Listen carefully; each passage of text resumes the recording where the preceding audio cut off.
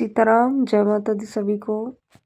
तो कुछ बच्चों का मेरे पास सवाल आया था कि जो चंद्र ग्रहण है वो कब शुरू होगा और कब ख़त्म होगा, उसमें हमें किन किन नियमों का पालन करना चाहिए और क्या ऐसी चीज़ें हैं जो हम कर सकते हैं कि उस ग्रहण का प्रभाव हमारे ऊपर गलत रूप में बुरे तरीके से ना पड़े।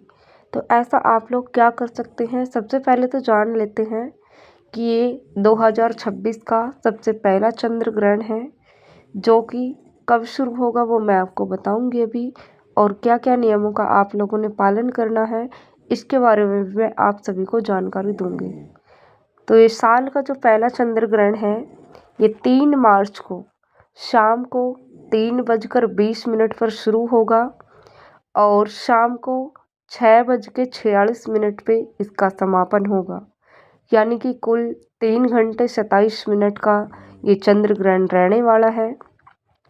और इसी दौरान ये साल का प्रथम चंद्र ग्रहण तो है ही, लेकिन साथ में इस बार दावा भी ये किया जा रहा है कुछ शक्तियों के आदेश से भी, और कुछ जो हमारे वैज्ञानिक हैं उन्होंने भी दावा किया है कि इस साल जो है चंद्र ग्रहण पर जो मून है वो ब्लड मून, यानी कि एक रक्त के जैसे, जो खून के जैसे होता है उस तरीके का दिखाई देगा, यानी कि पूरा लाल दिखाई देगा।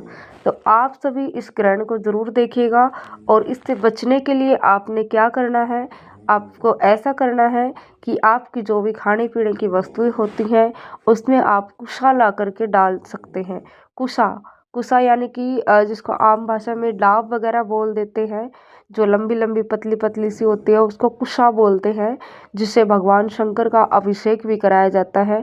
उसको आप अपने खाने पीने की वस्तुओं में डाल सकते हैं, जैसे कि जो आपका आटा है या फिर पीने वाला पानी है उसमें डाल सकते हैं। और इसमें विशेष नियमों का पालन आप लोगों ने ये करना है कि ना तो आपने किसी प्रकार का कोई हवन आदि करना है, ना जोत जलानी है मंदिर में, ना कोई किसी प्रकार का शुभ कार्य आप लोगों ने करना है। और कल पूरा दिन जो है वो भद्रा काल भी रहेगा। तो उस समय भद्रा काल कब लगता है, भद्रा काल जैसे जब ग्रहण आते हैं ना, तो उस समय पे भद्रा काल का साया भी होता है।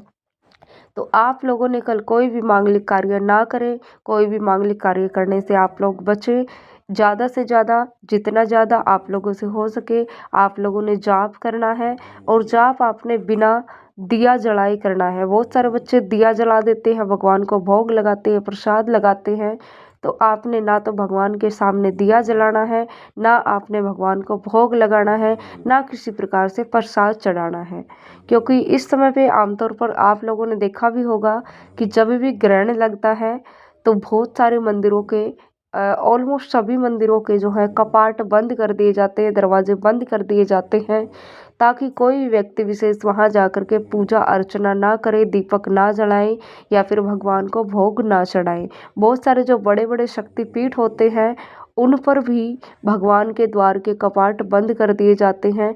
ऐसा इसी कारण से होता है क्योंकि जब चंद्र ग्रहण और सूर्य ग्रहण होता है उस समय पे चंद्र और जो सूर्य देवता होते हैं उनको राहु और केतु के द्वारा मुख में ग्रहण किया जाता है, यानी कि एक ग्रास के रूप में वो कार्य करते हैं।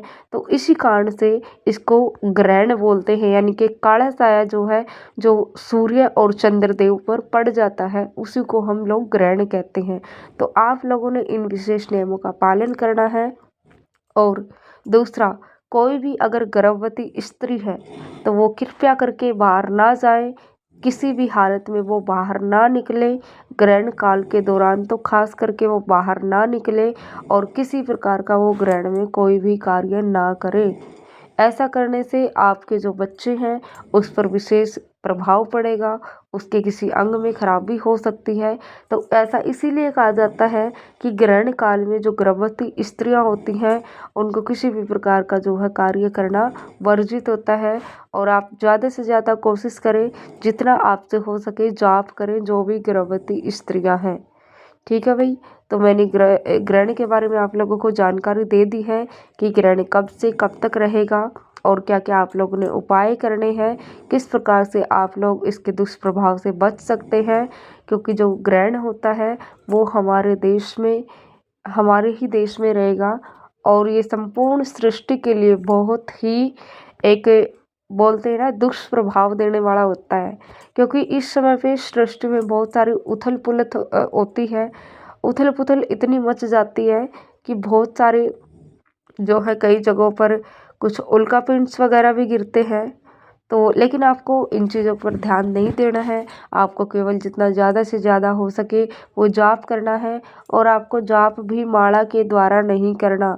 आपने केवल मानसिक रूप से जाप करना है, बोल करके कर सकते हो, लेकिन माला के द्वारा आपने जाप नहीं करना है। ठीक है भई? तो सृष्टि के कल्याण के लिए और स्वयं के कल्याण के लिए आप लोग जितना ज़्यादा से ज़्यादा हो सके उतना आप जाप कर सकते हैं। ग्रहण काल में तो करना ही करना है, लेकिन अब अगर आपके पास समय है तो आप सुबह और रात्रि को भी कर सकते हैं, क्योंकि ये होली के बाद का समय है। होली की जो आज से लेकर के 3 दिवसीय साधना होती है, उसमें आप लोगों को विशेष लाभ मिलेगा। साधना के तौर पर भी आप ग्रहण काल में साधना कर सकते हैं, क्योंकि ग्रहण काल में जो हम लोग साधना करते हैं उसका हमें शास्त्रों के हिसाब से, यानी कि अगर आपने 100 माला करी है तो आपको 1000 माला का फल मिलेगा, और आपने 1000 माला करी है तो आपको 10,000 माला का फल मिलेगा। यानी कि हमें 100 गुना फल इस टाइम पे मिलता है जब कोई ग्रहण काल होता है। जैसे सूर्य ग्रहण हो, चंद्र ग्रहण हो, कोई भी ग्रहण हो, अगर ग्रहण काल के समय आप लोग किसी प्रकार से कोई साधना करते हैं तो उसका आपको 10 गुना 100 गुना ज़्यादा फल मिलता है।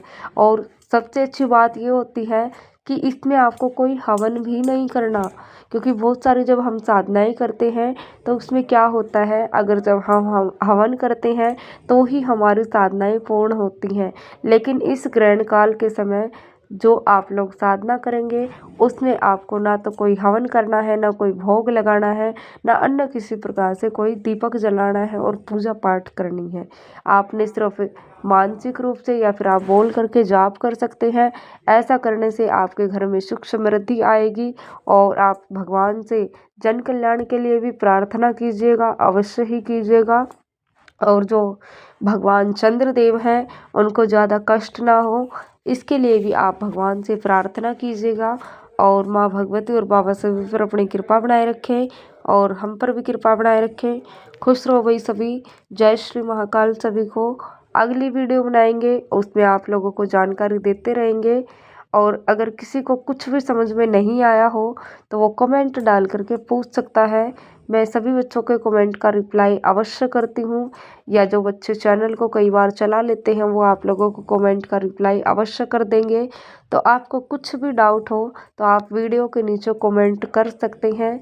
हर प्रकार की, अगर आपको किसी भी प्रकार से वीडियो चाहिए तो आप वीडियो के लिए भी कमेंट कर सकते हैं। निश्चित ही आपको उस वीडियो का रिस्पॉन्स किया जाएगा।